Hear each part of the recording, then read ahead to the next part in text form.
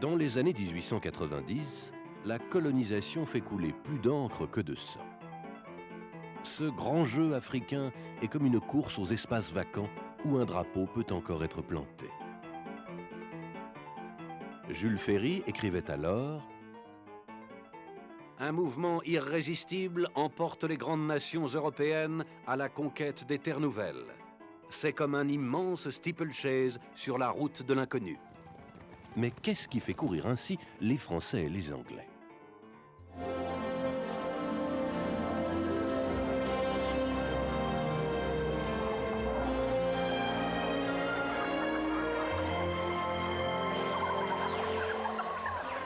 Les motivations économiques existent, mais les principaux objectifs de la colonisation sont plutôt politiques et stratégiques.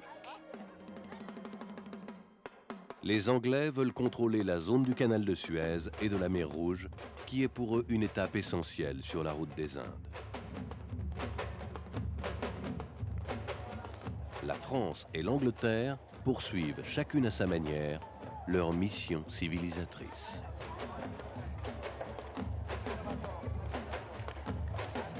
Les deux grandes puissances rêvent de construire des lignes ferroviaires transafricaines. Les Français convoitent l'ouverture d'un axe horizontal allant de l'Atlantique à la mer Rouge.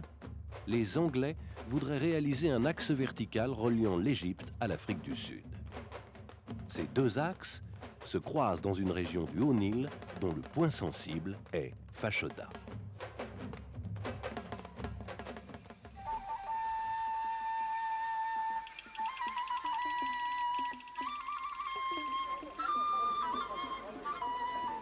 Les Anglais ont été chassés de ce territoire par une révolte indigène menée par un chef religieux, le Mahdi, qui est comme un messie pour les musulmans. Après la mort du Mahdi, ses partisans, les mahdistes, appelés aussi derviches, entravent toujours les projets des Anglais.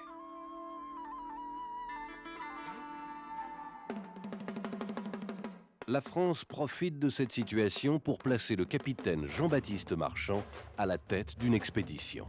C'est la fameuse mission Marchand.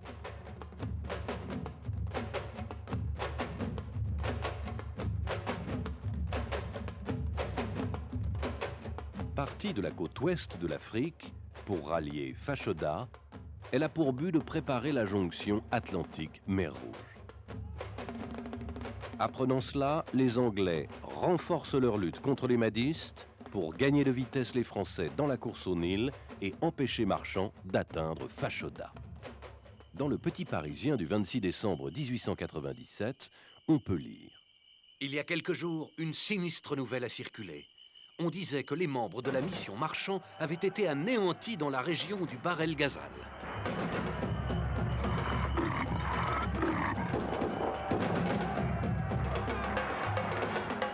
Il faut rappeler qu'à 3 reprises, déjà, les Anglais ont fait courir le bruit du massacre de la mission Marchand. La nouvelle était fausse. Après de longs mois et de multiples péripéties, Marchand, ses sous-officiers et ses 150 tirailleurs sénégalais arrivent enfin à Fashoda le 10 juillet 1898. La place est libre. Les Français débouchent le champagne. On installe le campement, la vie quotidienne s'organise, commence alors une longue attente.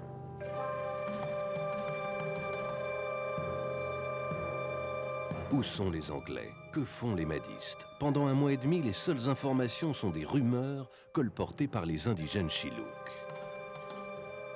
Le 25 août, alerte, bateau de guerre derviche sur le Nil. Les Français repoussent une importante attaque fluviale. Le calme revient jusqu'au 19 septembre, jour où la flottille anglaise vient s'ancrer devant Fashoda. C'est le général Kitchener qui commande les troupes anglo-égyptiennes. Pour atteindre Fashoda, il a dû vaincre définitivement les révoltés mahdistes à Omdurman, en aval du Nil. L'armée de Kitchener est composée de 2000 combattants. La mission Marchand ne compte que 150 hommes. Marchand est prié de rejoindre Kitchener à son bord. L'Anglais est coiffé à l'égyptienne. Rencontre courtoise, mais tendue.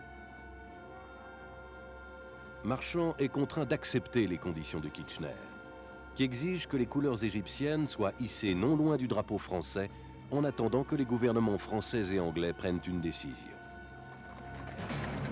À Londres, pour les dirigeants britanniques, la situation est claire. Ou Marchand quitte Fashoda, ou ce sera la guerre.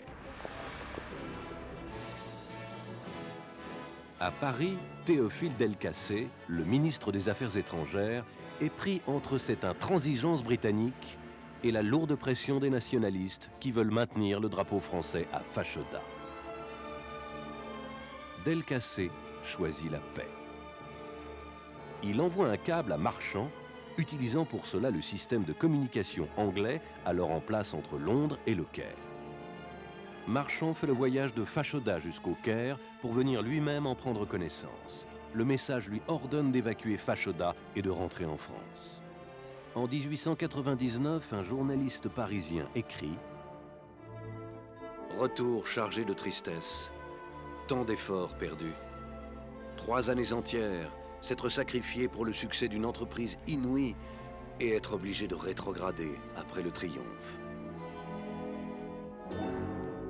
Malgré l'amertume et les regrets de Marchand et de nombreux Français, Delcassé a fait le bon choix. On ne va tout de même pas se faire la guerre pour l'Afrique.